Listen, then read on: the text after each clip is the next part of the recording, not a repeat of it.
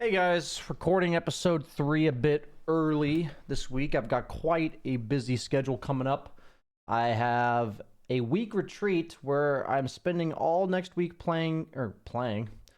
speaking Dutch and learning Dutch. So I'm pretty excited about that. It's a very world-renowned school, Regina Cooley, very famous for being able to help people become proficient at languages very fast. My goal coming out of it is to be able to have casual conversation in Dutch. I've been doing Duolingo for like almost a year now, but my conversational skills, it's more so like a confidence and a mental blocker. So I'm really excited to go do that.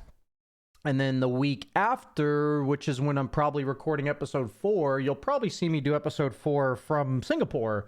There's a chance I just record it in the day that I get back from the Dutch school. But either way, next week I'm going to be in Singapore for an Alienware Team Liquid thing. So quite a lot of stuff coming up. But without further ado, it's funny. I came into this diary entry figuring out how I was going to like make my point understood. And I had to like remember to myself that the reason I'm doing this, like the core reason, like it's a bonus that I get to talk to you guys, and that anybody who cares enough or learns or enjoys hearing my perspective gets to hear it, is my goal is to have myself understand. So obviously I would love to convince you guys or whatever. But the point of this for me, I had to remind myself numerous times because I was really thinking about this episode. I feel like it's going to be a bit of a longer one. You probably already see that based on the length of the video that you're looking at. But the subject of today's episode and what I've been thinking about a lot recently is, I'm just going to lay it out there that I think ranked medals and MMR are a bane to the existence of games, and I think that they are generally not in the best interest of people who play games. That is my overarching statement. Obviously, you know, I'm aware that even like a year or two ago, me would have been like, what the fuck? So if I would have thought that, then I'm sure the majority of you are probably thinking the same. So just allow me to go on a tangent to myself about exactly what I've been thinking about, and how something that happened this week, a podcast episode that I listened to, that I will be linking in the comments, has kind of like solidified my view. I feel like before this, I was already like going towards this, and I wasn't articulate enough to myself to be able to like really understand why I truly think this and I feel this. So I'm going to talk a bit about that podcast episode, and I'm going to talk about my overall view of the situation. Pretty unrefined thoughts. Kind of the goal of this is to just get it out there. So without further ado, let's just go in. So let me actually, I should know her name off the top of my head. Let me pull it up. Sorry guys, her name is Dr. Anna Lemke. Probably butchered that. The guest on the podcast, my new favorite podcast, by the way, The Diary of a CEO with Stephen Bartlett. I think he's amazing from what I've seen so far. A guy that just gets it. And I'll just say, I have become the most overnight fan of Dr. Anna Lemke that I can even imagine. Like, for me, I'm just like, wow, this woman is fucking amazing. Like, she just gets it. Like, holy shit, what a stellar individual. The entire podcast was talking about dopamine as a whole, and I've actually watched several things and looked up some things about dopamine. But this one for me, like, really put it into perspective, because there was some scientific explanation. There was in there. You know, she's been researching this type of thing for decades. But a lot of it was just talking about like, okay, let's just focus on like the awareness aspect of things, and this is just how it works. Like, this is just, we don't even understand exactly why it works this way, but this is what happens, right? And it's not trying to convince you to do anything. I'm not trying to convince you to do anything. It's just awareness at the end of the day. And for me, I've learned from Dr. K and myself and many others, like, just awareness is all that matters. So, man, such a deep, such a, like, how do I mesh all my thoughts into a cohesive, explanation? So I'm just going to give my summary. Feel free to listen to the episode, the podcast itself. This is all my interpretation, rattling off what I remember and how it hit me. So don't take this as medical advice or anything, please. So what I learned from dopamine, or about dopamine, is that it motivates us to do things. That things, like they did a rat experiment where they were able to chemically alter their brains to not have dopamine, and the rat, if you put food in his mouth, it would eat it, right? But if you put it like a body length away, like if you put some food a body length away from the rat, it would not have the motivation to go eat the food, and it would die. And that hit me pretty hard. I was like, holy shit. And, she talks about the fact that dopamine is a chemical in our brains, a neurotransmitter specifically, that really motivates us to do anything. And that it's all-encompassing in our lives. It's everywhere. It's absolutely necessary. It's almost our survival chemical is how I kind of interpreted it. And that the way we evolved, which I've thought like so many times in the last year, I've started using the term ape brain, because it's just like, this is what my ape brain does. Like, this is what my brain over millions of years of evolution learned to do.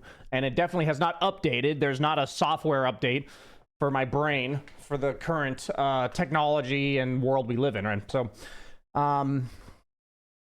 what our brain evolved in, like the environment it evolved in, was a world of scarcity, where you had to put in a lot of upfront effort to get any sense of reward. And dopamine is what happens when you get rewarded, right? Like, you hunt all day for a deer, you kill it, you skin it, you prepare it, and then you eat the meat, and that is when the dopamine hits, right? And it's like, you spent all day doing that. And that's how we evolved. And that's really important for me. I've thought about this so many times with how often, like, my brain thinks according to a universe that's, like, no longer the case, right? I accidentally played some music. I don't think you guys could hear that anyway. So, the awareness that my brain acts according to its evolution rather than, like, and being aware of how it was coded, I think is super important. It's just as important as, like, being able to read a line of code and understanding what the program's trying to do. And what she talks about, Dr. Anna Lemke, was that we now live in a society, in a world of overabundance.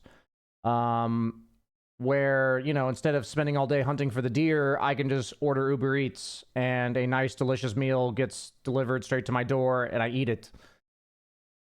And so what she basically said was that now all of a sudden the balance shift is completely off, where the amount of work and effort we have to put in to get dopamine is no longer the case anymore. You can just get a lot of dopamine. And she talks about the fact that they don't even understand why it works this way. That the brain, effectively, the pain and pleasure centers of your brain are in the same location. They are co-located. And that the brain, for whatever reason, will equally and opposite balance whenever you have an X amount of pleasure and X amount of pain, and go the opposite direction. And her explanation for it was way more eloquent than I will ever give you, but what she basically said was, when you overload your brain with positive things, the TLDR, so I don't make this a 2-hour-long episode of diary, is that your brain will overload itself with pain, basically, to compensate. And that also explains why when you put yourself through hell at the gym or in a work day, and you get done, and you're like, holy shit, this is euphoric, I feel so good, right? It's the same idea. The opposite direction, of course. And she said that our brain and body is all about achieving homeostasis. And homeostasis is a balance of pleasure and pain. And when she was explaining it, I was like, holy shit, this explains so much about everything I do and how it feels a certain way. And it started making my brain just shoot off with all the things I think about that I do that make me feel better afterwards, make me feel worse afterwards, things that feel good in the moment, things that don't feel good in the moment, and how they feel afterwards, all that kind of stuff. My brain just went phew off to the races. And so there was one part of the episode that specifically stood out to me because I've already been thinking about the fact that I don't feel like ranked is a good thing for games. Or not specifically ranked. I think skill-based matchmaking is really good because it's good to be paired with people of equal skill to you. That makes you improve and have good competition. But actually assigning you a number, showing you the number, and that's what I'm arguing, right? There was a part in the podcast I was listening and I'm like, damn, if Dr. Limke was a hardcore gamer like me, she would totally agree with me. Exactly what I'm saying. Maybe that's just me thinking wishfully. But you know, one part of it, Steven asked a great question or brought up a great point about talking about how people are running a lot more ultra marathons and that obstacle course races are becoming much more of a thing. And Dr. Limke said that's great and all, but she fears that what's making these things so popular is the numbers and the competition and the rankings and the leaderboards, and people are effectively replacing dopamine hits from other things for those things. And it's so funny because you have a healthy thing like being active, and she immediately gave pause and said, but people are using it to get cheap dopamine hits, basically. And for me, I was like, wow. And that was her immediate response. Like she didn't even like entertain the idea. She's like, that is obviously healthy in theory, but so that's where her mind went, right? And so a lot of the episode that she's in talks about addiction. It's like my brain is just racing with all the things that have happened in this episode. It's a long episode.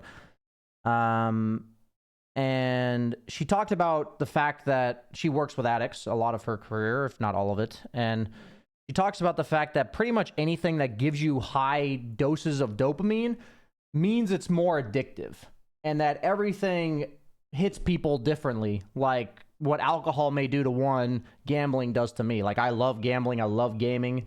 But I've never, like, I like alcohol, but I've never worried like, oh, I'm going to drink too much alcohol and become an alcoholic. For me, that's never been a problem. But like I can easily game for 15 hours a day if I'm not careful, and I can also gamble for 15 hours a day, which we're going to come back to. And she basically said that everyone has a different drug of choice. Every brain is unique, and it can be a behavior. It can be a literal drug, that she's talking about when she says drug of choice. And that what happens is because of this pain-pleasure balance, what happens is if you keep overloading yourself with pleasure, your brain will keep overloading you with pain. And then when you're then overloading yourself with pleasure, with like the thing you're addicted to, rather than actually giving you the pleasure it initially gave you, it's now being weighed against the stuff that's in your brain that's now stayed there because you've consistently been loading it this way. And that pleasure actually just puts you barely above, if not right at equilibrium, to just feel normal. And her description of that was, I was like, wow, that makes so much sense from someone who's suffered from addiction, who's been around addiction. It gave me a whole different light on other people who struggle with addictions that I can't relate to. But once again, like, please, if you are worried about like having an addiction or something, don't take anything I'm saying as advice, please. I'm not qualified for that.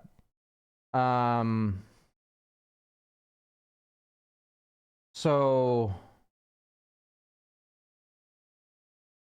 what she basically said is that our brain's goal and everlasting drive is to be at homeostasis, and that addictions force our like calibration so far in the negative that the only thing in the world that will put us back to even is our addiction, effectively. And I'm no stranger. I hope, I would hope if you're watching this, you at least kind of acknowledge the addiction to gaming as a whole. And so if we now have the frame of what I believe, at least, which is addiction is related to dopamine, everything that is designed to give you dopamine, like man engineered, like alcohol and drugs and gaming and social media, that's engineered to hit you with dopamine, it's intentionally addictive, right? Intentionally. So we're now fighting a battle against an addiction of dopamine hits, cheap dopamine hits, that we are not even aware we are battling. At least I'm not. I wasn't for a while. And Dr. Limke, early on in the podcast, combined with something I heard from Dr. K a while back, basically says that you only have a certain amount of dopamine and that your brain uses dopamine to take care of itself. Like everything evolutionary that we've done, find a mate, feed ourselves, shelter ourselves, you know, all that stuff. Dopamine fueled us to do that. And so you have this limited quantity, you have something that fuels you to take care of yourself, and adding that together, if you then have an addiction or something like social media or gaming that's just feeding you dopamine after dopamine after dopamine, what you're actually doing is you don't have the chemical or these neurotransmitter in your brain, you don't have enough of it left to actually take care of yourself. And I thought to myself that the only time in my life that I've ever gone, oh, I'm fucking hungry, I'm thirsty, what the fuck? I am so hungry, is after an intensely long gaming session or an intensely long gambling session. Because those things are basically overriding my dopamine circuitry. And she said it's effectively tricking your brain into thinking it's taking care of itself for the sake of survival, because that's what dopamine does for you. So when I heard that, I was just like, I don't know. For me, there was just so much in my life that I knew about that never made sense. And like, ever since I listened to that part, it all made sense. And recognizing that the weeks I'm not taking care of myself and all that, so much comes down to the things I'm filling my brain with in terms of dopamine, and being aware that cheap dopamine hits are great to escape from life as a tool to occasionally be used.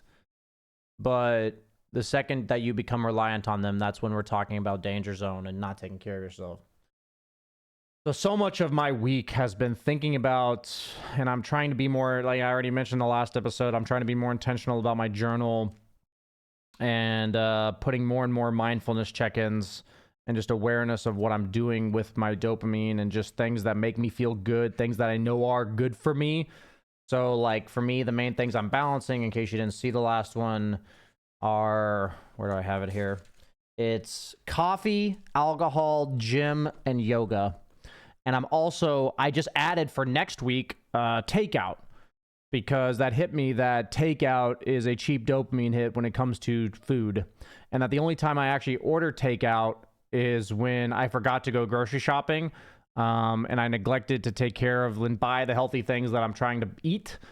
And that's something that I did as a streamer, because I was so busy gaming all the time, and you so busy doing that, and you suddenly, it's 10 p.m. and you're like, holy shit, I'm so hungry. And suddenly I'm in this like vicious cycle of ordering takeout all the time. And that was something I toned down on a lot in 2024, but it's still like far more than I would like it to be. So my goal is to only order takeout max twice a week. That's where I'm starting with. We're going to see where that goes, because I actually don't know. But these are things that I think, you know, another thing I'm going to be trying to monitor, but it's not like I'm doing like one thing at a time, is like my social media Reddit. A lot of it's going to be changing the accessibility of it on my phone, moving it to like further back pages and making it so it's not nearly as convenient. But after I've said all this, I'm going to circle all the way back to what I said at the start of this video, which is that ranked matchmaking medals are bad.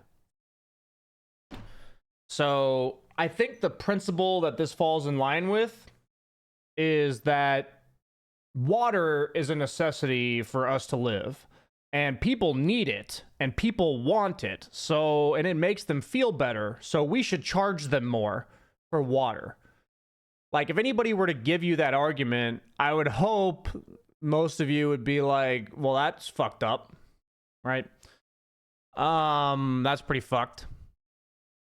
And so what I'm now saying to you is that dopamine is a neurotransmitter that you absolutely need. And you absolutely have a limited amount of it. And so let's be honest. If people are allowed to be capitalist and they're allowed to, just do whatever they want and bait you, basically, anybody that wants you to use their platform, play their game, they are going to give you as much dopamine as possible because it will keep you coming back. It's effectively increasing the price of a commodity, right? Like they're saying, in order to play this game, you're going to pay more of your dopamine, which takes care of you. That's how I see this, right? That's how I see it. Let's be clear. That's how I see it. So I never, I also believe that because of like microtransactions becoming such a toxic thing that so many companies were abusing because they were basically abusing their loyal player base and kind of like giving them FOMO and all that. The inevitable result was that there were a bunch of new games that basically were made by more of the gaming type that had been plagued by this. And they said, we're not going to do that. And then people were like, wow, this is amazing. Right? Like, no microtransactions. I get to play the full game when it comes out. And it's a beautifully done game. Like, it's not made purely for profit. Wow. Mark my words. This is kind of my prediction. I think that exact same thing is going to happen with dopamine and the way it works in games. Somebody out there that actually is a game developer, game designer, is going to be saying thinking what I'm thinking right now, and and a bunch of people are going to realize that they're tired of chasing the dopamine hit of winning a ranked matchmaking game, and they're going to create a competitive game that doesn't have it.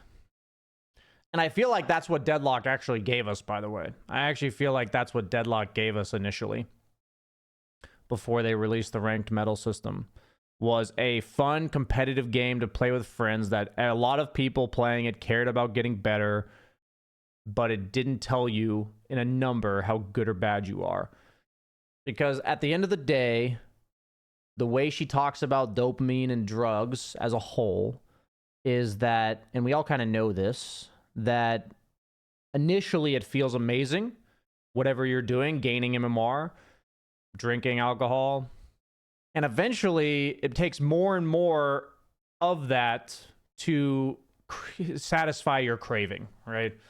And suddenly you're like, rather than you play 1 or 2 games, you win, you feel fantastic, suddenly you're playing like 15 games, hoping for that one amazing game. You're like chasing the high of that one amazing game. And, you spent 10 hours to get what used to take 30 minutes, right? And so that's the inevitable process that I think will happen with anybody who plays a ranked game for long periods of time, for an extended period of time. And so the fact is that if you go to the gym, you spend a lot of effort and you feel like shit afterwards. And it's usually not even for a few months that you really feel progress.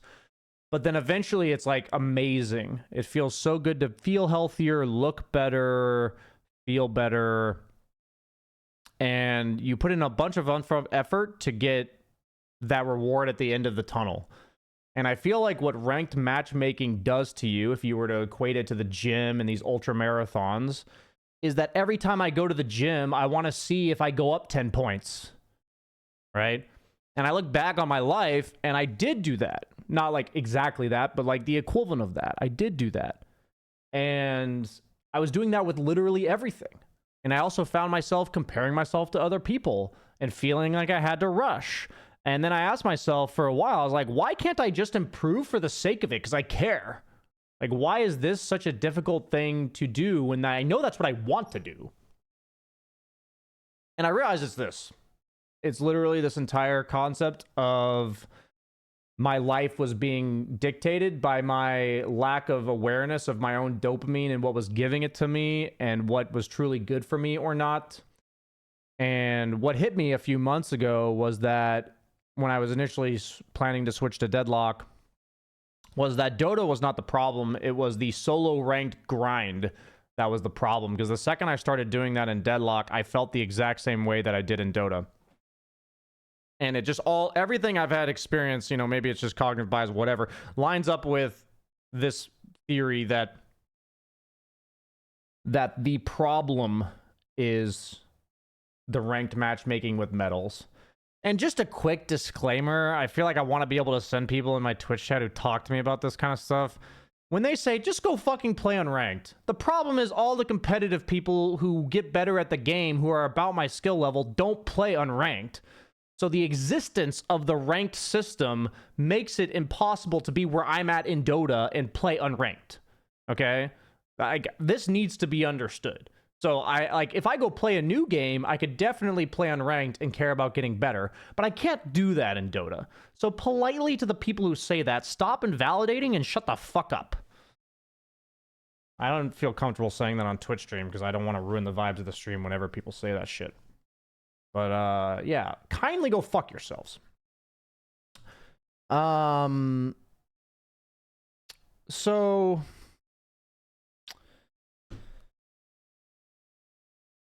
a lot of this stuff, like, you know, it's not going to change overnight. You know, I started contemplating ways that maybe I could build a community within the Dota community, maybe like within my stream. Maybe I could do little things that promote people playing together, playing more for the sake of getting better rather than for the grind. I haven't really come up with anything yet, but it's kind of on my mind. It is on my mind. It's not kind of on my mind. It is on my mind.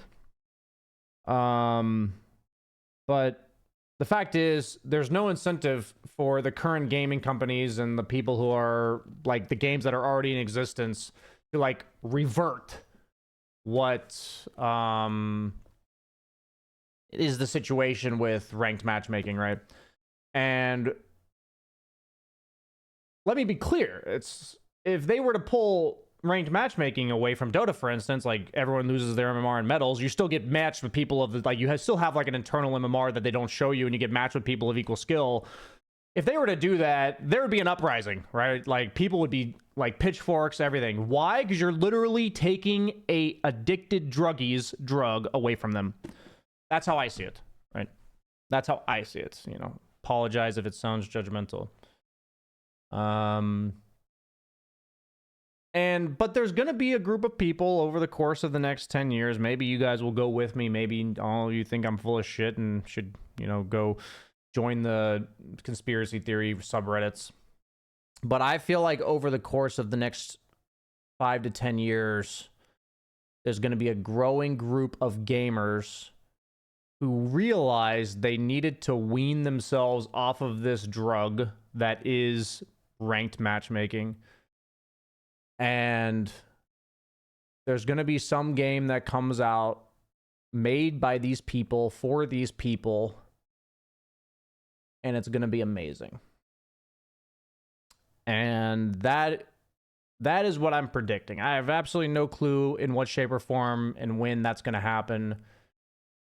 But that's my feeling, because that's what I feel like happened with other regards to gaming, things that were abused. And I feel like currently games, like, people's argument was people will stop playing these games if there's no ranked.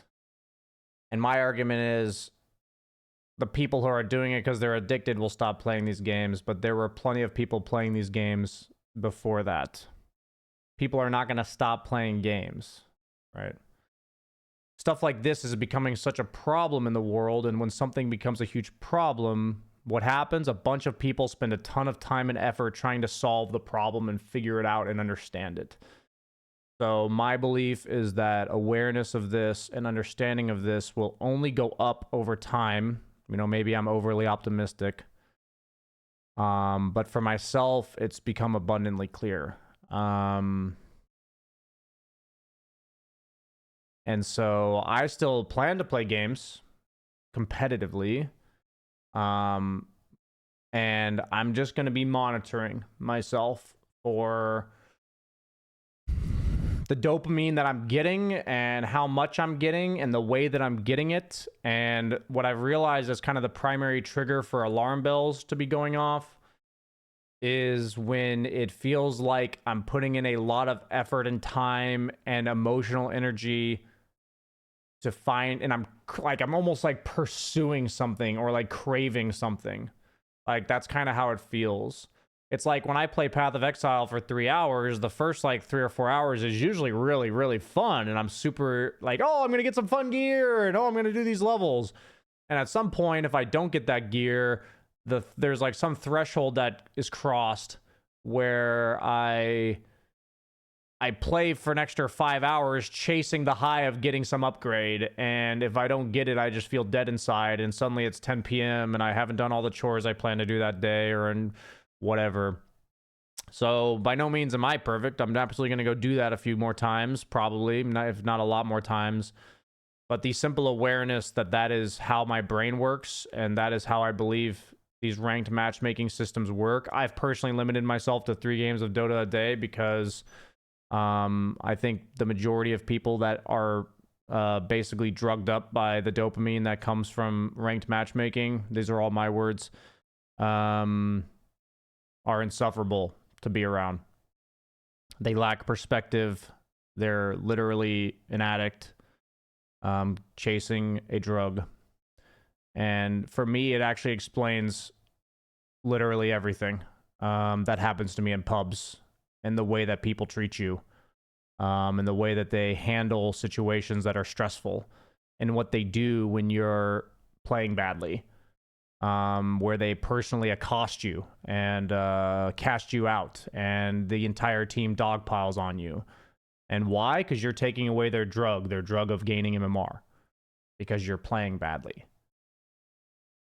Which is pretty fucked up. But for me, that feels so abundantly clear how it is. And at least in my experience, it explains every single thing that I view as like, wow, that's just almost inhumane what they're saying or doing in these games. Like, what's wrong with these people? And this podcast episode almost made me compassionate and empathetic to what these people are going through, and seeing them as a druggie that's chasing a high and I'm getting in the way really put a perspective on it. When I say I'm getting in the way, meaning like when I'm playing badly, I'm getting in the way. So by no means should I feel bad that I'm doing that. I'm not beating myself up for that. But I'm saying it sheds a very clear light on me, to me, about what is happening and why. And in my experience with life, most problems are not that bad if I understand why they're happening and the dynamic that's occurring. Most of the problems that cause me the most frustration, anxiety, stress, all that stuff are the ones that I know they're problems and I don't know what's going on. And I just don't understand them.